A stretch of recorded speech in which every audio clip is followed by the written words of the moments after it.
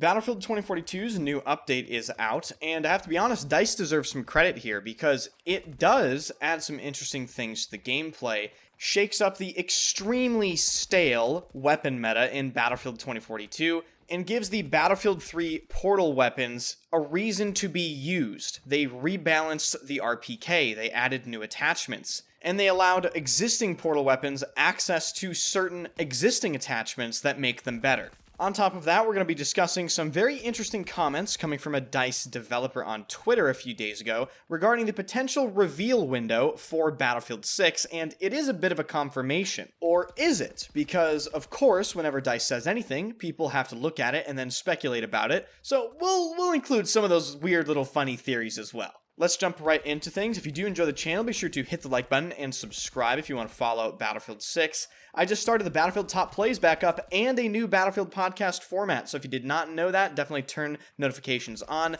My first podcast guest was none other than Ghost Gaming. That was really awesome. I'll link that in the description, and the first Top Plays episode should be out this weekend. The first thing I want to cover is this DICE commentary surrounding the reveal of the next Battlefield game.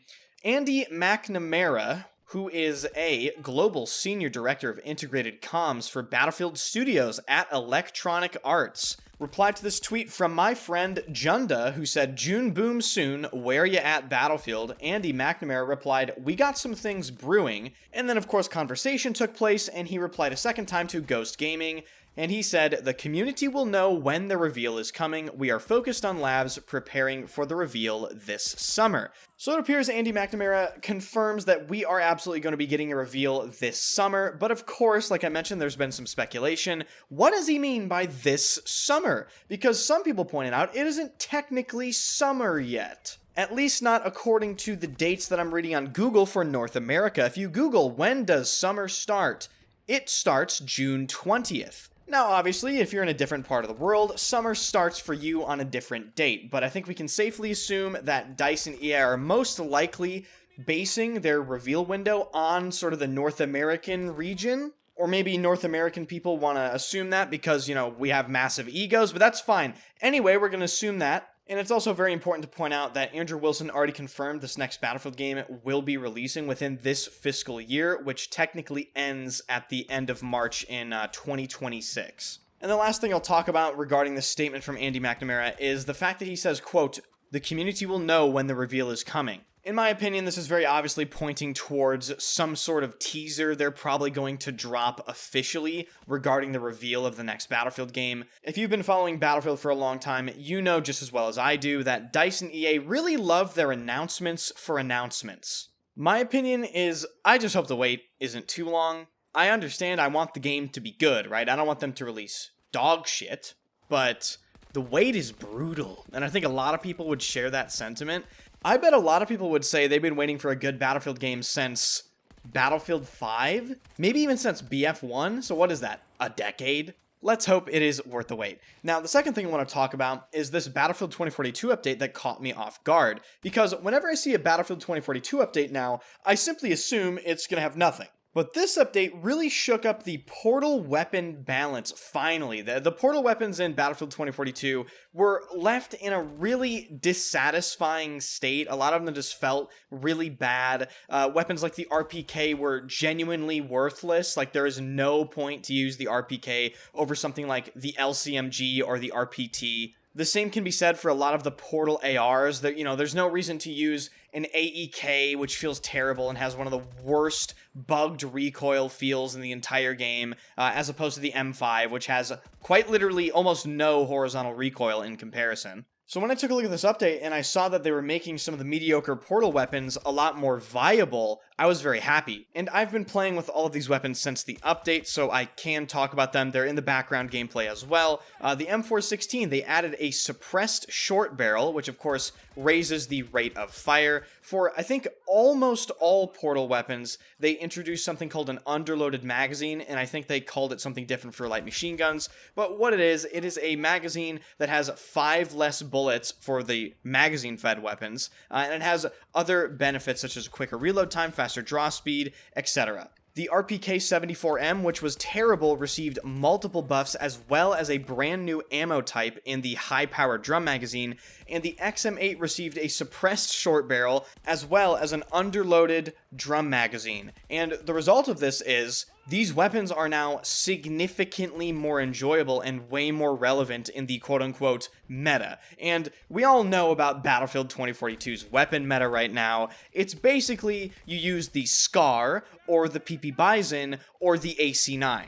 That's pretty much where it's settled, at least for me. Battlefield 2042's gunplay does not have any character to it. It doesn't give the weapons any sort of unique feel, which was one of my big criticisms about this game. But when you make a lot of other weapons feel good to use, it's almost bearable. A weapon setup you're going to be seeing a lot in the background gameplay is the brand new XM8 attachment, so the suppressed short barrel with the underloaded magazine, and I'll just post a screenshot here of the loadout so you guys can copy it. This is now one of my favorite light machine guns in the game. It feels like it handles like an AR, but you have 75 rounds, and of course with a suppressed short barrel, you get faster time to kill because of increased rate of fire. And on top of all that, the suppressor certainly doesn't hurt. So if you have been ignoring the XM8, now is probably the best time to actually try it out if you so decide to play Battlefield 2042, which because of the secure boot thing, a lot of people have decided to just uninstall the game rather than go in BIOS and actually enable secure boot, which I find to be hilarious. Talking about the portal weapon SMGs and ARs, for the underloaded magazines, I kind of don't know what to think about them. I would almost always rather have an extended magazine than a fast reload magazine. I don't think it's worth it in comparison to the extended mag. But if you look at the M416 with the new short barrel suppressor, again, I just think any weapon that has a short barrel, you're just going to want to use it. It is free, faster time to kill. And for the M416 in particular, that is what that weapon desperately needed. It was extremely mediocre in the AR category, and it was unfortunate because the M416 is a lot of people's nostalgia weapon, right? Like, I remember using it in Battlefield 3. That thing absolutely fucking destroyed people in BF3, and it just wasn't the same in this game. So I have to give credit to DICE here. You know, they have managed to actually continue to do some decent things within Battlefield 2042, even though they technically have ceased support for the game. Let's just hope that this sort of thing carries over into the active live service of the next Battlefield game, where they just continue to do things that make a whole lot of sense. That's going to do it for this video, guys. Thank you so much for watching.